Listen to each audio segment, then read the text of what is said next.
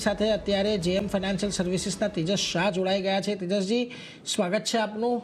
Very good morning. વેલ, હવે આજની આ સપ્તાહની શરૂઆત આ મોર્નિંગ એટલી આપણા માટે ગુડ તો નથી રહી, કારણ કે જુઓ ખાસો એવો ઘટાડો બજારની અંદર છે। આપણે આ લેવલના બહુ વધારે પડતા અપેક્ષિત નહોતા રાખ્યા, પરંતુ ગયા અઠવાડિયે આપણે જ્યારે ચર્ચા કરી હતી ત્યારે પણ તમે કહ્યું તો 23,000નું લેવલ કે 22,900નું લેવલ તૂટે છે તો એક મોટા ઘટાડાની અપેક્ષા રાખી શકાય નહીં। એ જ પ્રમાણે આપણે આજે ઘટાડો આગળ વધતા જોઈ રહ્યા છીએ। અત્યારે હવે ખાસ કરીને તમે આપણે જેમ અગાઉ ચર્ચા થઈ હતી, આવા ફોલિંગ નાઇફને પકડવા થોડાક અઘરા છે, પરંતુ કયા લેવલ્સ અત્યારે હવે ખાસ તમે અહીંયાથી નીચેની તરફે વોચઆઉટ સૌથી પહેલાં તો કરી રહ્યા છો, એનાથી શરૂઆત કરીએ। ગુડ મોર્નિંગ નીરજજી અને તમામ દર્શકોને મારા નમસ્કાર। આજે મોર્નિંગ તો ગુડ છે નહીં, પણ જેમ કે મેં લાસ્ટ વીક બી બતાવ્યું હતું કે 22,900 23,000નો એક સપોર્ટ હતો।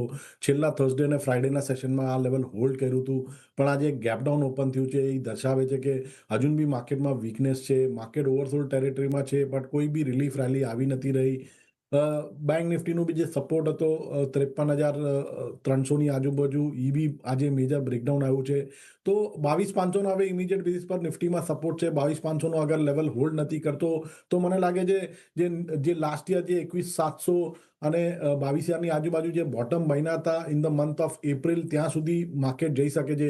તો હજુ બી માર્કેટમાં 500 થી 700 પોઈન્ટ જવાની આશા છે, જે હિસાબથી સેલિંગ પ્રેશર આવી રહ્યું છે માર્કેટમાં, પણ ઇમિડિયેટ બેસિસ પર જશે નહીં। આજે ઓલરેડી 500 પોઈન્ટ તો પડી ગયું છે, તો gradually it can go up to the level of 21,750 to 22,000 level.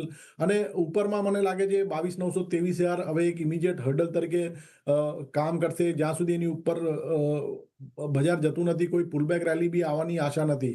તો ઇમિડિયેટ બેઝ પર સપોર્ટ છે 22,500નો, અને એની નીચે મેજર સપોર્ટ છે 21,750 થી લઈને 22,000નો જે લોંગ ટર્મ સપોર્ટ છે।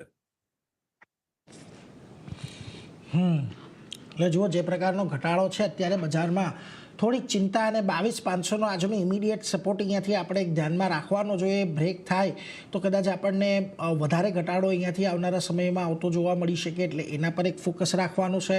અને ખાસ કરીને ઉપરમાં હવે જે આપણે સપોર્ટ તરીકે જોઈ રહ્યા હતા 22,900 અને 23,000વાળી જે રેન્જ હતી, તે હવે આપણને ખાસ કરીને અહીંથી રેઝિસ્ટન્સ તરીકે કામ કરતી દેખાશે, એટલે એના પર એક ખાસ ફોકસ તમારે રાખવાનો છે। આ ઉપરાંત ખાસ કરીને